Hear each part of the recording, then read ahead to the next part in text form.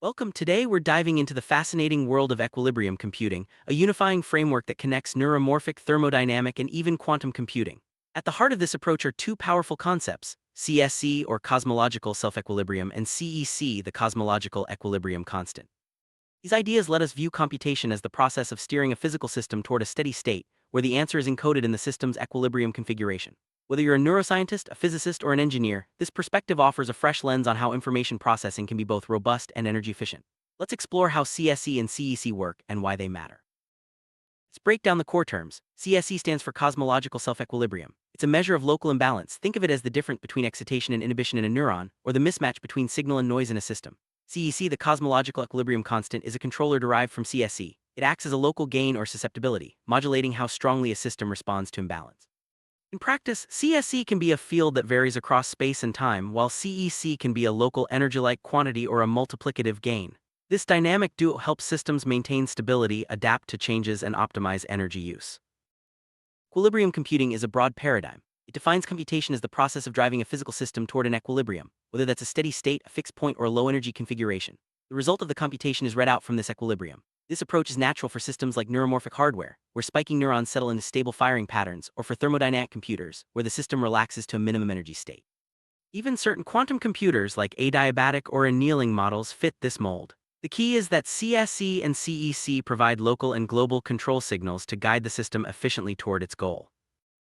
Neuromorphic computing is perhaps the most intuitive example of equilibrium computing. Here, spiking neurons and synaptic plasticity naturally drive the system toward stable firing regimes or attractor states. CC can be measured as the difference between excitatory and inhibitory input to a neuron, while CEC acts as a local gain that modulates plasticity or excitability. This mirrors biological mechanisms like homeostatic plasticity and EI balance in the brain. By applying CSE-CEC, neuromorphic systems can achieve greater stability, sparsity, and sometimes improved accuracy, all while conserving energy. Thermodynamic computing, including Ising machines and Boltzmann networks, is another natural fit for equilibrium computing. These systems use stochastic dynamics to sample from a Boltzmann distribution, relaxing toward low-energy states. Here, CSE can represent local free energy gradients or imbalances, while CEC modulates local temperature or coupling strengths. By tuning these parameters, the system can efficiently find optimal or near-optimal solutions to complex problems. This approach is powerful for optimization, sampling, and even machine learning tasks. Quantum computing can also be viewed through the lens of equilibrium computing, especially in adiabatic and annealing models. In these systems, the computation is encoded in the ground state of a Hamiltonian, and the system is steered toward the state via slow, controlled evolution. CSE can be mapped to local imbalances in the Hamiltonian, while CEC modulates local couplings or dissipation rates. However, for gate model quantum computing, the mapping is less direct, since computation relies on transient, coherent dynamics rather than equilibrium.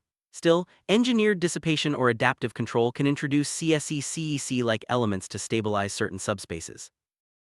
CSE and CEC are not just abstract variables, they can be treated as fields that vary across space and time, or as energy-like quantities that shape system dynamics. For example, CSE can be a scalar field representing local imbalance, while CEC can be a gain field or an energy density. This field-theoretic view lets us write equations of motion, derive response functions, and analyze stability in a unified way. It also enables us to model complex, spatially extended systems from neural tissue to distributed sensor networks. There are two main mathematical frameworks for CSE-CEC. In the control gain view, CEC acts as a multiplicative gain that rescales the local relaxation rate toward equilibrium.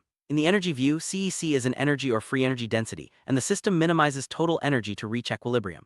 Both frameworks are complementary and can be connected through appropriate mappings.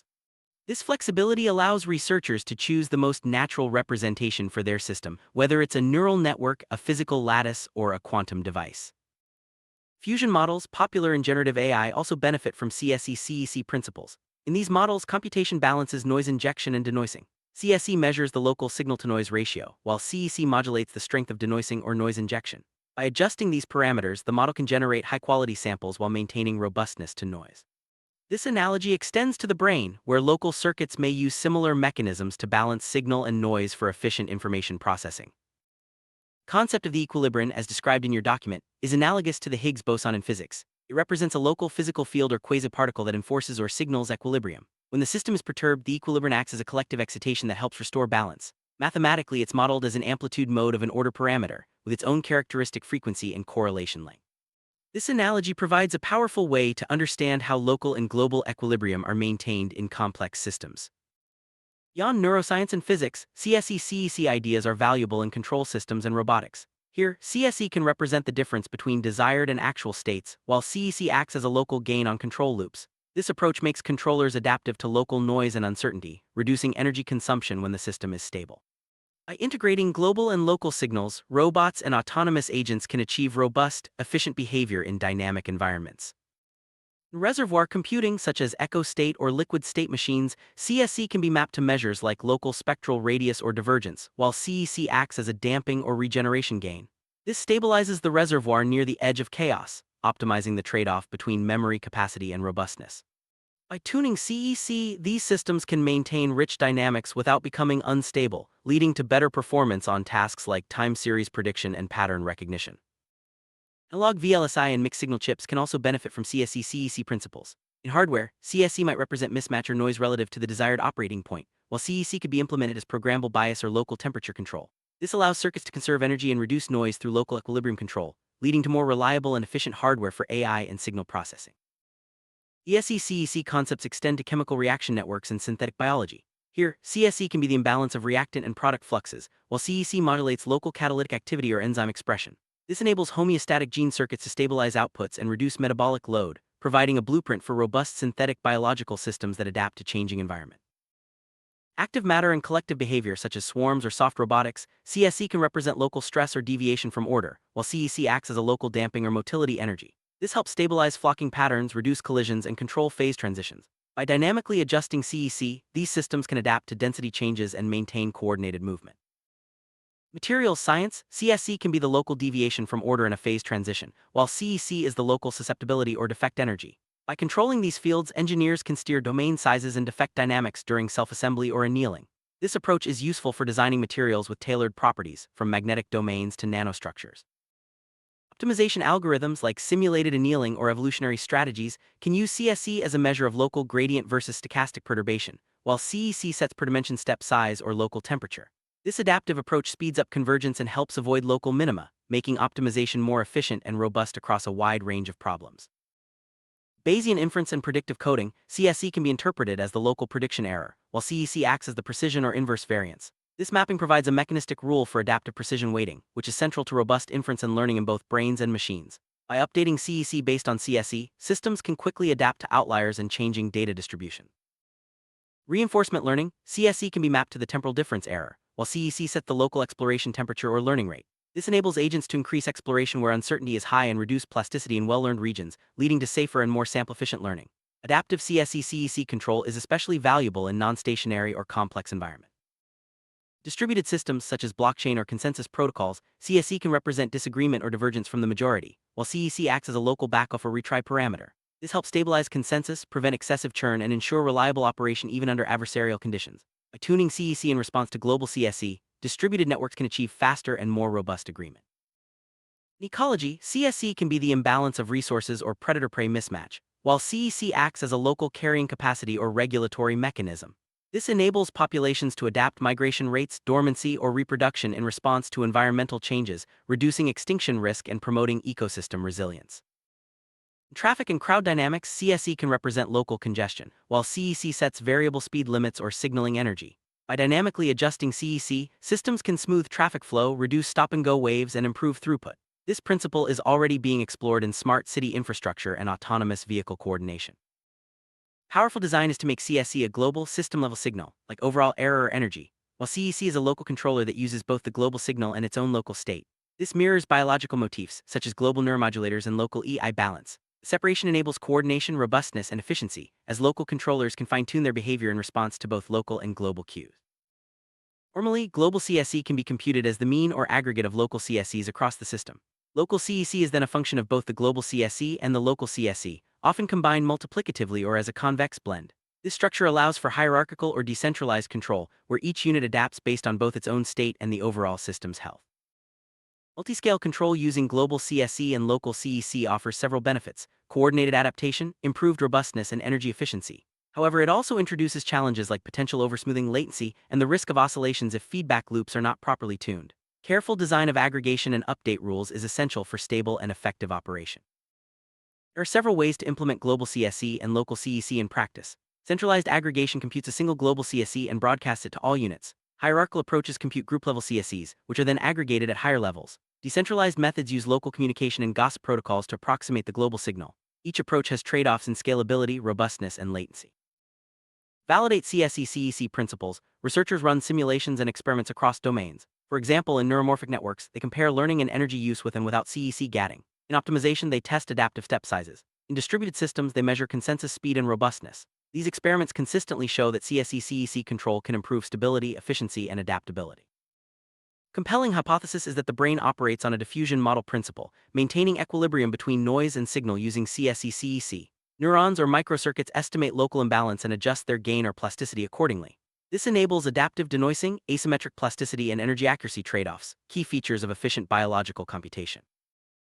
Mathematically, CSE-CEC can be inserted into diffusion models by modulating the score denoising term or the diffusion noise coefficient. For example, the reverse time SDE used in generative models can include a CEC-gated score, allowing the system to adaptively balance noise and correction.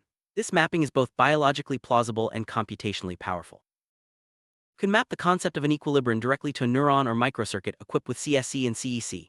The neuron's membrane potential or firing rate is the state, excitatory and inhibitory inputs provide the competing drives, and local controllers compute CSE and produce CEC to steer dynamics. This mapping is grounded in both neuroscience and dynamical systems theory.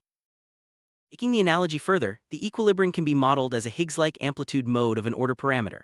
Its fluctuations mediate how the system returns to equilibrium after perturbations. This field-theoretic perspective provides a rich mathematical framework for analyzing collective excitations, resonance, and plasticity gating in both biological and artificial systems. Treating CSE as a field and CEC as an energy or gain unifies the modeling of neuromorphic, thermodynamic, and quantum-inspired systems. This approach enables the use of PDEs, Lagrangians, and Hamiltonians to describe system dynamics, derive response functions, and design controllers that are both robust and efficient. In practice, CSE can be estimated from physical proxies like filtered synaptic currents, spike rates, or local prediction errors. CEC is then computed as a function of CSE, often using nonlinear mappings like the inverse or sigmoid. These measurements can be made in hardware, simulations, or even biological experiments, enabling real-time adaptive control. In modeling CSE and CEC, it's important to maintain dimensional consistency. CSE might have units of current or energy, while CEC is often dimensionless or normalized by a characteristic scale. This ensures that the resulting equations are physically meaningful and can be implemented in real systems. Analyzing the dynamics and stability of systems with CSE-CEC control involve linearizing around steady states, computing eigenvalues, and examining response functions. Increased CEC typically speeds up relaxation to equilibrium, while appropriate mappings prevent instability or oscillations. These analyses are crucial for designing robust controllers in both artificial and biological systems. CSE-CEC framework enables cross-paradigm mapping between neuromorphic, thermodynamic, and quantum computing. For example, CSE can represent EI balance in neurons, local magnetization in Ising models, or population imbalance in quantum annealers. CEC acts as a gain, temperature, or dissipation parameter, providing a unified language for diverse computing systems. Implement CSE-CEC control. Simulations often use coupled equations for neural activity in CEC fields. For example, at each time step, compute CSE from system state, update the CEC field, and use it to gate plasticity or dynamics. This approach is flexible and can be adapted to a wide range of domains, from neural networks to traffic systems. Key observables for validating CSE-CEC models include relaxation time, spectral peaks in power density, correlation lengths, and energy performance trade-offs. Experiments can perturb the system, measure response, and compare with and without CSE-CEC control. These tests help confirm the theoretical predictions and guide practical implementations. Choosing the right mapping for CSE to CEC is critical. Inverse mappings stabilize while sigmoid mappings correct. Local controllers may miss global coordination if not properly coupled. Numerical issues such as division by near zero must be handled carefully. Always validate that your CSE-CEC implementation behaves as intended in both simulations and real-world tests. CSE-CEC framework is not limited to computing. It applies to a wide range of domains, from robotics and control systems to ecology, traffic, and even social networks. In each case, the core idea is the same: use local and global imbalance signals to adaptively control system dynamics, maintain stability, and optimize performance. Sum up, CSE and CEC provide a powerful, unifying framework for understanding and designing complex systems. By treating imbalance as a field and control as a local energy or gain, we can create systems that are robust, efficient, and adaptable. This approach bridges neuroscience, physics, engineering, and beyond, offering new insights and practical tools for the next generation of intelligent systems. Looking ahead, there are many exciting directions for CSE-CEC research. How can we best estimate and control these fields in large-scale, real-world systems? What are the limits of equilibrium-based computation? Can we discover new physical substrates or algorithms that exploit these principles for even greater efficiency and intelligence? These questions are at the frontier of science and engineering.